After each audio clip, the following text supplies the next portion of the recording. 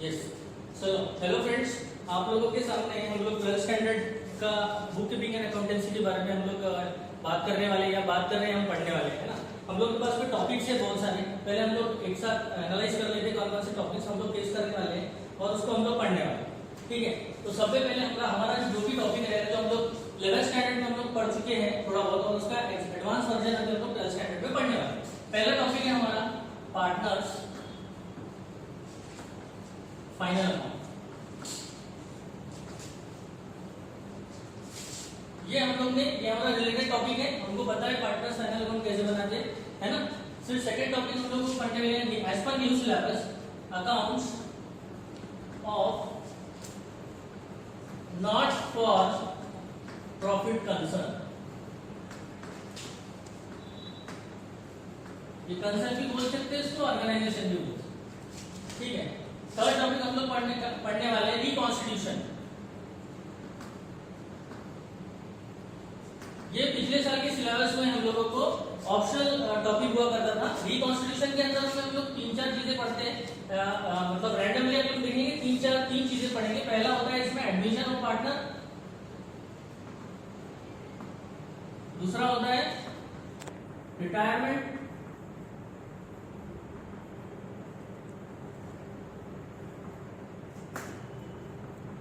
तीसरा होता है डेथ। चैप्टर का नाम ऐसा रहेगा, reconstitution of admission partnership regarding admission, reconstitution of partnership regarding retirement and death, ऐसे करके ये चैप्टर है 1 2 3 4 5, ठीक है। नेक्स्ट चैप्टर रहेगा डिसोल्यूशन, ये भी अगेन पार्टनरशिप से रिलेटेड है, dissolution of partnership form. Next topic हम पढ़ेंगे बिल्स ऑफ एक्सचेंज।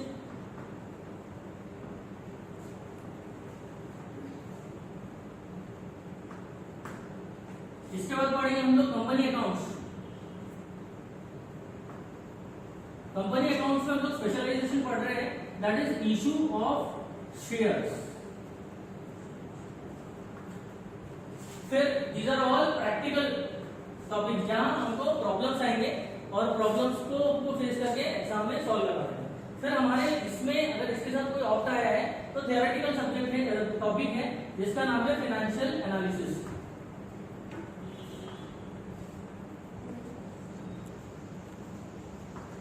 और एक नया इंट्रोड्यूस हुआ है, नया मतलब इसके पहले भी हुआ था लेकिन एक छोटा सा टॉपिक दिया गया था, तो अभी एक टॉपिक इंट्रोड्यूस हुआ है, उसका नाम है कंप्यूटर अकाउंटिंग।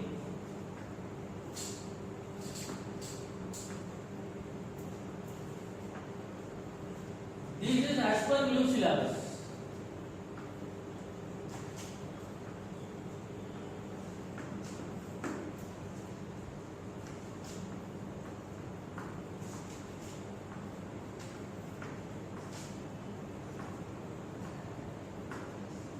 ठीक है, जैसे हम लोग पिछले साल पढ़ते थे, पिछले सिलेबस में पढ़ते थे, उसी हिसाब से हम लोग पूरे सिलेबस में कंटेंटफुल स्टडी करने वाले हैं, जिसमें हम लोग पार्टनरशिप फाइनल अकाउंट के बारे में पढ़ने वाले हैं, जैसे हमने 11th स्टैंडर्ड में पढ़ रहे हैं, उसका कंटिन्यूटी रहेगा। सेकंड टॉपिक रहेगा उसका, that is second chapter accounts of not for profit concern और ऑर्गेनाइजेशन। यहाँ पे ऐसे ऑर्गेनाइजेशन जहाँ पे अकाउंटिंग तो करते हैं लेकिन जो प्रॉफिट के लिए काम नहीं करता, इसके बारे में अपना एक्सप्रेशन लेंगे जैसे लोग पढ़ेंगे। फिर उसके बाद थर्ड चैप्टर है रिकॉन्स्टिट्यूशन ऑफ पार्टनरशिप फॉर्म, जिसमें एडमिशन रिलेटेड, जैसे अगर कोई कंपनी में नया बंदा आ रहा है, एग्जिस्टिंग कंपनी है उसमें नया बंदा आ रहा है, तो एट दैट टाइम हम लोग उसका प्रॉफिट शेयरिंग रेशियो क्या रखेंगे, उसको कितना प्रॉफिट देंगे या वो कितना कैपिटल लेके आएगा, वो सब चीज के बारे में। फिर अगर एग्जिस्टिंग पार्टनर अगर रिटायर होना चाहता है या उसका उम्र हो गया, वो रिटायर हो रहा है, तो उस केस में उसको हम लोग कितना शेयर करेंगे प्रॉफिट, या उसने उसको कैपिटल लाया तो उसका सम ऑफ वैल्यू कितना वापस करेंगे, उस बारे में। फिर तीसरा, इन केस और अगर एग्जिस्टिंग पार्टनर है और उसकी मृत्यु होती है, डेथ, मर जाता है, तो उस केस में उसका अगर कोई मतलब उसका कोई ऑथेंटिफिकेशन की अथॉरिटी है या उसका कोई माइनर है ना, जैसे हम लोग उसको बोलते हैं उसका वारिसदार, तो उसको ट्रांसफर करेंगे तो कैसे करेंगे, रिगार्डिंग डेथ, ठीक है। These are all reconstitution of partnership, ठीक है। फिर डिसोल्यूशन मतलब पहले एक चैप्टर हुआ करता था जॉइंट वेंचर करके, ये आप लोग के पहले के सिलेबस में था, जिसमें हम लोग वेंचर कैपिटल बिजनेस को कैसे हैंडल करते हैं उसके बारे में जानकारी दिया था। वेंचर कैपिटल मतलब कैसा कि जैसे अगर कोई हम लोग हमारे पास जमीन है और जमीन में कंस्ट्रक्शन का वर्क कर रहे हैं, तो जमीन हमारी है, हमने कंस्ट्रक्शन का वर्क चालू किया, तो जैसे प्रोसेसफुली कॉन्ट्रैक्ट होता है तो क्या होता है, सबसे पहले कॉन्ट्रैक्ट में गड्ढा खोदने वाले आते हैं, तो वो लोग को पहले बताया जाता है कि भैया हमको 1 मंजिल इमारत चाहिए या 2 मंजिल इमारत चाहिए, तो वो उस हिसाब से वो लोग गड्ढा खोदते हैं। फिर उसके बाद जो लोहे के काम करने वाले आते हैं वो बिछाते, मतलब कॉन्ट्रैक्ट है, जो गड्ढा खोदने वाला है वो अपना कॉन्ट्रैक्ट खत्म करके छोड़ देगा, लोहा लगाने वाला आएगा वो लोहा लगा के छोड़ देगा, वैसे ही स्लैब डालने वाला आएगा वो अपना स्लैब लगाएगा चले जाएगा, ठीक है, विंडोज लगाने वाला आएगा, डोर्स लगाने वाला आएगा वो लगाएगा, इलेक्ट्रिशियन आएगा इलेक्ट्रिशियन का, मतलब कॉन्ट्रैक्चुअल वर्क जहां जहां कॉन्ट्रैक्ट उसका खत्म होता है तो this is related to joint venture, है ना। उसी प्रकार से डिसोल्यूशन ऑफ पार्टनरशिप, मतलब एक समय के बाद में अगर बिजनेस कुछ हो जाता है और किसी की मतलब इच्छा है, पार्टनर की इच्छा है कि मैं डिसॉल्व कर दूं उसको या मैं बंद कर दूं, तो उस केस में हम लोग कैसे पार्टनरशिप और अकाउंटिंग को फेस करेंगे, उस बारे में डिसोल्यूशन ऑफ पार्टनरशिप फॉर्मूला को पढ़ेंगे। Bills of exchange this are called hundi system, जिसको बोल सकते हैं अपन, ये पुराना सिस्टम है, लेकिन बिल्स ऑफ एक्सचेंज में हम लोग देखेंगे it's an kind of credit document, जैसे हम लोग चेक जैसे क्रेडिट डॉक्यूमेंट लेते हैं वैसे ही हम लोग बिजनेस पर्पस के लिए फ्यूचर, देखो बिजनेस कब एक्सपांड होता है, जब तक हम लोग उधार या क्रेडिट पे काम नहीं करेंगे तब तक बिजनेस एक्सपांड नहीं हो सकता, तो ये लीगल डॉक्यूमेंट है जिसके कारण हम लोग को क्रेडिट करने में तकलीफ नहीं होती है, बिल्स ऑफ एक्सचेंज है। फिर है company accounts, company accounts, issue of shares and issue of debentures करके ऐसे 2 पार्ट होते हैं, तो हमारे को इस बार ये सिलेबस में ओनली इशू ऑफ शेयर्स, ठीक है, तो शेयर्स के थ्रू अपन की क्या अकाउंटिंग करते हैं, कोई फेस करता है कंपनी में शेयर परचेज कर रहा है या सेल कर रहा है, उसके बारे में सारी इंफॉर्मेशन दी। फाइनेंशियल एनालिसिस में आपको ये बताया जाएगा कि हम लोग फाइनेंस को कैसे इलैबोरेट करना, थ्योरेटिकल पार्ट में। कंप्यूटर अकाउंटिंग मतलब ऐसा हो सकता है, ये भी नया टॉपिक इंट्रोड्यूस है, अगर हम लोग अकाउंटिंग करेंगे क्योंकि हो सकता है कि इन फ्यूचर, अभी ऐसा समय चालू है, इन फ्यूचर अकाउंटिंग आपको कंप्यूटर्स में सीखने की जरूरत पड़े, ठीक है। अब कंटेंट वाइज में आपको अभी तो कंटेंट वाइज मार्क्स को प्रॉपर्ली बोर्ड की तरफ से इलैबोरेट करके नहीं बताया, लेकिन फिर भी कंटेंट वाइज ये वाले टॉपिक्स में ज्यादा मार्क्स रहेंगे और ये वाले टॉपिक में ज्यादा मार्क्स रहेंगे, और पर्पसफुली ये टॉपिक में 10-10 मार्क्स करके हो सकता है ये एग्जांपल में बता, मतलब एग्जांपल तो मैं ऐसे बता रहा हूँ इतना वेटेज हो सकता है, लेकिन ये 2 टॉपिक है जिसके ऊपर हम लोग को ज्यादा वेटेज दिया हुआ है, समझ में आ रहा है, ठीक है, आगे बढ़े, चलो। This is as per your new syllabus.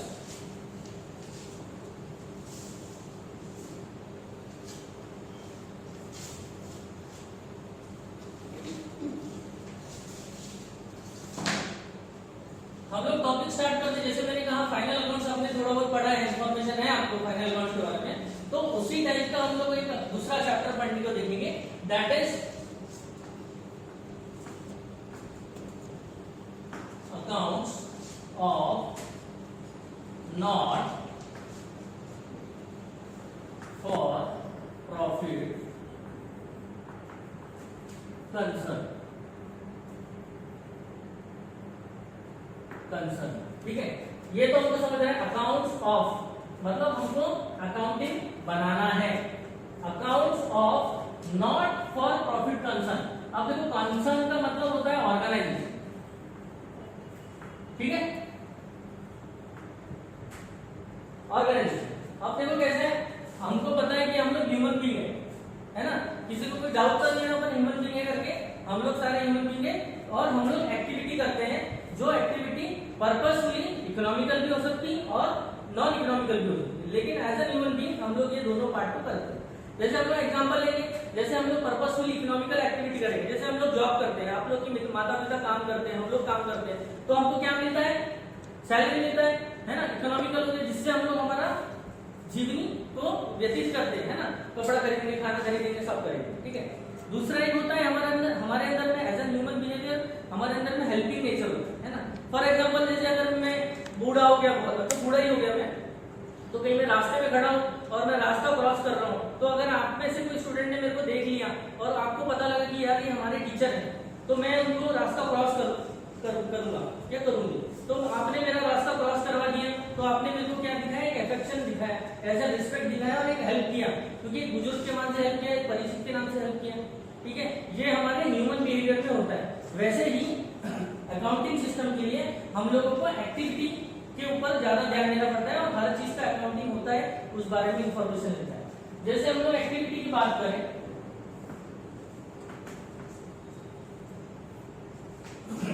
हम लोग के अंदर में पहली एक्टिविटी जैसे मैंने कहा, जैसे अगर हम लोग ऑर्गेनाइजेशन पार्ट के ऊपर जाएंगे तो we generate money through business, है ना, क्योंकि हम लोग बिजनेस के बारे में पढ़ रहे हैं इसलिए बिजनेस की बात करेंगे। जॉब से भी पैसा जनरेट करते हैं हम लोग, कमीशन के थ्रू भी पैसा जनरेट करते हैं, लेकिन हम लोग ऑर्गेनाइजेशन के बारे में पढ़ रहे हैं इसलिए हम लोग बिजनेस की बात कर रहे हैं, है ना। आप लोगों को पता है बिजनेस करने से क्या मिलता है, प्रॉफिट मिलता है या लॉस होता है, ठीक है। तो हमारा मोटिव इधर क्या है, प्रॉफिट और लॉस, ठीक है। बिजनेस हम लोग प्रॉफिट के लिए करते हैं, हम लोग ये समझ के चलते हैं। लॉस तो वो ऑब्वियसली कि अगर कुछ हो नहीं पाए तो लॉस हो जाएगा। दूसरी एक्टिविटी होता है हम लोग उसको हम लोग बोल सकते हैं सर्विस मोटिव। सर्विस मोटिव क्या होता है, सर्विस मोटिव, या हम किसी को हेल्प कर, ठीक है। अब हम लोग जैसे बिजनेस की बात कर रहे थे तो बिजनेस में हम लोग प्रॉफिट के लिए काम करते हैं, और यहाँ पे हम लोग किस चीज के लिए काम करते हैं, सर्विस मोटिव के लिए काम करते हैं। अब सर्विस मोटिव के लिए हम लोग क्या बोलेंगे, जैसे ऐसे कोई ऑर्गेनाइजेशन बने होंगे, है ना, जैसे बिजनेस की ऑर्गेनाइजेशन बनी हुई है, बिजनेस ऑर्गेनाइजेशन जिसमें बहुत सारी इंडस्ट्रीज बनी है, बिस्किट की इंडस्ट्री है, जैसे हम लोग मैगी खाते हैं वो इंडस्ट्री है ना, जो क्या करते हैं, परचेस करते हैं रॉ मटेरियल, उसको फिनिश प्रोडक्ट में डेवलप करते हैं और उसको बेचते हैं, करेक्ट है। बेचने के बाद जो भी पैसा आया वो लोग डिस्ट्रीब्यूट कर, that is in the term of profit. यहाँ पे मतलब क्या हो रहा है, ट्रेडिंग एक्टिविटी हो रही है, या इसको बोल सकते हैं हम लोग बाइंग और सेलिंग, ठीक है। अब इधर ऐसा कोई बाइंग और सेलिंग का हो नहीं रहा एक्टिविटी, क्योंकि ये सर्विस मोटिव है। तो ऐसे कौन से ऑर्गेनाइजेशन हो सकते हैं जिसके सर्विस मोटिव हो सकते हैं, जैसे जो ऑर्गेनाइजेशन चैरिटी के लिए चलते हैं, चैरिटी मतलब किसी का हेल्प करना। अब चैरिटी में बहुत सारी चीजें हो सकती है, कैसे हॉस्पिटल्स, ठीक है, स्कूल भी हो सकते हैं, कुछ यूनिवर्सिटीज भी हो सकती हैं, ठीक है। अब जैसे टेम्पल्स है, मस्जिद, churches, these are all not profit organization, ठीक है। ये लोग हेल्प करते हैं, इन लोगों को ये लोग हेल्प करते हैं। जैसे फॉर एग्जांपल मंदिर में कुछ त्योहार है या कुछ है तो हम लोग क्या करते हैं, अन्नदान देते हैं मंदिर वाले, तो हम लोग खाना खाने जाते हैं, तो वो लोग ऐसा तो नहीं करते ना कि अगर अपन खाना खाने जा रहे हैं तो भैया 20 रुपए निकाल, 50 रुपए निकाल, ऐसा तो नहीं करते, क्योंकि they are working as an service, किसी की हेल्प करने के चक्कर में काम करते, चाहे वो मंदिर हो, चाहे मस्जिद हो, चाहे वो चर्च, ठीक है। और इनके अंदर जो भी ऑर्गेनाइजेशन काम करते हैं, जैसे कुछ हॉस्पिटल्स है जो चैरिटी पे चलता है, कुछ स्कूल्स है जो चैरिटी पे चलता है, कुछ यूनिवर्सिटीज भी है, ये भी मैंने पढ़ते समय मेरे को पता लगा कि there are certain universities they are running free of cost. तो ये लोग फ्री ऑफ कॉस्ट मतलब ये लोग सेवाएं दे रहे, सर्विस दे रहे, इनका मोटिव पैसा कमाना बिल्कुल भी नहीं, इनका मोटिव पैसा कमाना बिल्कुल भी नहीं। तो ऐसे ऑर्गेनाइजेशन है जो सर्विस के लिए काम करते हैं। जैसे यहाँ पे तो हमने पता है एनी काइंड ऑफ बिजनेस, यहाँ पे प्रॉफिट इसलिए जनरेट हो रहा क्योंकि हम लोग बाइंग एंड सेलिंग एक्टिविटी कर रहे हैं। यहाँ पे हम लोग बाइंग और सेलिंग एक्टिविटी कर रहे हैं क्या, नहीं कर रहे, हम लोग यहाँ पे सर्विस या हेल्प के माध्यम से कर रहे हैं। और हमने पता लगाया ऐसे इंस्टीट्यूशन है जहाँ पे टेम्पल्स, मस्जिद, चर्च, हॉस्पिटल, स्कूल्स, जैसे हम लोग बोलते जिम, जैसे अखाड़ा पढ़ेंगे हम लोग, हमारे को जो प्रॉब्लम आएंगे, है ना। जैसे अगर कोई गरीब तबके का इंसान है जो स्पोर्ट्स में बहुत अच्छा है तो वो ऐसे इंस्टीट्यूशन को ज्वाइन करता है जहाँ पे फ्री ऑफ कॉस्ट उसको मिल सके, ठीक है। समझ में आ गया एकदम। अब हम लोग अकाउंटिंग की बात करेंगे, मैं इसको रब कर दूं, नया बनाऊं। जैसे हम लोग अकाउंटिंग की बात कर रहे हैं, है ना, हमारा मकसद वही है कि हम लोग we are making accounting of organisation, चाहे वो प्रॉफिट के लिए काम करता है या नहीं, ठीक है। अगर आप लोग बोलेंगे कि अगर कोई ऑर्गेनाइजेशन है और अगर चैरिटी के लिए चल रहा है और वो कंटिन्यू चालू है, जैसे अगर हमारे को कुछ चीज पैसा मिल गया कहीं से और हमने एक्सपेंसेस तो करेंगे, हम लोग खर्चा तो करना ही करना है। खर्चा जब हम लोग करेंगे तो हम लोगों को पता लगेगा कि यार हमारे पास जहाँ से पैसा है वो खत्म हो गया, और वो जो हमने सर्विस मोटिव के लिए चालू किया था वो क्या हो जाएगा, बंद हो जाएगा। तो उसको कंटिन्यू रखने के लिए हमको पता तो रहना चाहिए हमारे पास कितना दान आ रहा है और हम लोग कितना खर्चा कर रहे हैं, ठीक है। तब अकाउंटिंग की हम लोग बात करते हैं एज पर बिजनेस ऑर्गेनाइजेशन, और यहाँ पे हम लोग लिखते हैं जैसे चैरिटी वाला, कोई भी चैरिटी, ठीक है। अब जैसे एज पर बिजनेस ऑर्गेनाइजेशन में अकाउंटिंग बनाते हैं, जैसे आप लोगों को पता है जब हम लोग अकाउंटिंग बनाते हैं कोई बिजनेस ऑर्गेनाइजेशन का या फाइनल अकाउंट प्रिपेयर करते हैं तो हम लोग ट्रायल बैलेंस का मदद लेते है ना। ट्रायल बैलेंस के ऊपर नहीं जाऊंगा क्योंकि trial balance is being related to transactions, है ना। अब ट्रांजैक्शंस में फिर जर्नल आएगा, फिर लेजर आएगा, फिर कैश बुक आएगा, ये आप लोग 11th स्टैंडर्ड में पढ़े हुए हैं, ठीक है। इसलिए मैं डायरेक्ट ट्रायल बैलेंस की बात करूंगा। अब चैरिटी है, अब चैरिटी के लिए हम लोगों को जाहिर सी बात है ट्रायल बैलेंस की आवश्यकता नहीं पड़ेगी, लेकिन ट्रायल बैलेंस जैसा एक्टिविटी होता है दैट इज उसको हम लोग बोलते हैं रिसिप्ट्स या रिसिप्ट्स एंड पेमेंट्स अकाउंट। कुछ लोग इसको रिसिप्ट्स पढ़ते हैं, कुछ लोग रिसिप्ट्स पढ़ते हैं, ठीक है, वन एंड द सेम। अब रिसिप्ट्स एंड पेमेंट्स अकाउंट का इन्फॉर्मेशन मिलता। अब जैसे ट्रायल बैलेंस के बाद हम लोग जनरेट करते ट्रेडिंग अकाउंट, हम लोग क्या जनरेट करते ट्रेडिंग अकाउंट। ट्रेडिंग अकाउंट के भरोसे हम लोग बनाते हैं profit and loss account, and profit and loss account के भरोसे हम लोग बनाते हैं बैलेंस शीट। क्या बनाते हैं हम लोग, बैलेंस शीट, ठीक है। वैसे ही हमको इंफॉर्मेशन के तौर पे रिसिप्ट्स एंड पेमेंट्स अकाउंट मिलेगा प्रॉब्लम में, ठीक है। अभी आप लोग बोलेंगे रिसिप्ट्स एंड पेमेंट्स अकाउंट क्या है, जैसे आप लोग रिमाइंड करेंगे प्रीवियस ईयर के लिए 11th स्टैंडर्ड के लिए, तो you will get to know cash book करके हमने पढ़े थे, ये भी कैश बुक है एक टाइप का, ये भी एक टाइप का कैश बुक है। ये जो है रिसिप्ट्स एंड पेमेंट्स अकाउंट ये भी एक टाइप का क्या है, कैश बुक है। अब आप बोलेंगे सर कि आपने ऐसा बोला कि ये ट्रेडिंग अकाउंट बनाता है, ये प्रॉफिट एंड लॉस अकाउंट बनाता है, यहाँ पे ट्रायल बैलेंस के इंफॉर्मेशन पे हम ट्रेडिंग अकाउंट बनाते हैं, तो हम लोग यहाँ पे अगर कैश बुक एक ही है तो हम लोग रिसिप्ट्स एंड पेमेंट्स अकाउंट की जगह कैश बुक क्यों नहीं दिया गया। इसमें मेजर डिफरेंस है कैश बुक में और रिसिप्ट्स एंड पेमेंट्स में, हालांकि ये एक ही चीज है, इस पे डिफरेंस क्या होता है, जैसे कैश बुक मेंटेन करते हैं, ठीक है, जैसे ये कैश बुक हम लोग बनाते हैं, ठीक है। अब जैसे कोई चीज हम लोग परचेस कर रहे हैं, जैसे आज की तारीख अगर जो भी लगा लो, अगर हम लोग लॉकडाउन जब से हमारा चालू हुआ, हम लोग समझो 1 अप्रैल को हमने चालू किया, तो 1 अप्रैल को हमने कुछ चीज खरीदा, परचेस किया, कुछ भी खरीदा, तो 100 अमाउंट पे खरीदा, ठीक है। फिर 2 अप्रैल को खरीदा, फिर 3 अप्रैल को खरीदा, फिर 4 अप्रैल को खरीदा, ठीक है, ठीक है। कैश बुक में हम लोग पर्टिकुलर इंडिविजुअल डे का एंट्री मारते हैं। रिसिप्ट्स एंड पेमेंट्स में ये सालों का टोटल, ये सालों का टोटल, मतलब एक साल में जितने बार या एक महीने में जितने बार, हालांकि एक साल के लिए बनता है, तो एक साल में जितने बार परचेस होगा, जितने बार अपन एक्टिविटी करेंगे, वो एक्टिविटी का सम हम लोग को रिसिप्ट्स एंड पेमेंट्स अकाउंट में मिलेगा। तो दैट इज व्हाई, क्योंकि अगर हमको डिटेल लेना है तो कैश बुक देना पड़ेगा। अब कैश बुक का अगर हमको प्रॉब्लम में रहेगा तो कैश बुक का हमारे को कम से कम 4-5 महीने का कैश बुक रहेगा, फिर उसके बाद हमको रिसिप्ट्स एंड पेमेंट्स में ट्रांसफर करना पड़ेगा, फिर उसके बाद आगे की एक्टिविटी करना पड़ेगा, ठीक है। तो हम लोग आगे बढ़ते, जैसे मैंने बताया कि it is kind of cash book. इसमें डिफरेंस ये है कि कैश बुक इंडिविजुअल एंट्री लेता, एक बार की एक दिन की एंट्री, हर एक दिन की एंट्री लेता, रिसिप्ट्स एंड पेमेंट अकाउंट पूरे साल भर की एंट्री लेता। जैसे परचेस हो रहा है तो एक बार को जितना साल भर का परचेस हुआ एक साथ ऐड करेंगे, ठीक है, ये होता है। अब इसके बेसिस पे हम लोग बनाएंगे income and expenditure account, income and expenditure account. क्या बनाएंगे हम लोग, इनकम एंड एक्सपेंडिचर अकाउंट, ठीक है।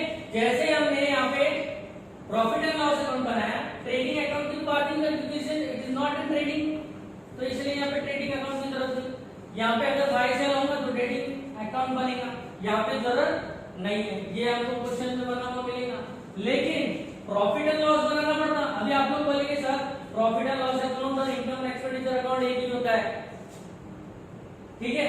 अब हमने इसके जगह इनकम और एक्सपेंडिचर अकाउंट क्यों लिखा, कर रहा है? प्रॉफिट के लिए काम कर रहा है, और ये किसके लिए काम कर रहा है? सर्विस के लिए काम कर रहा है।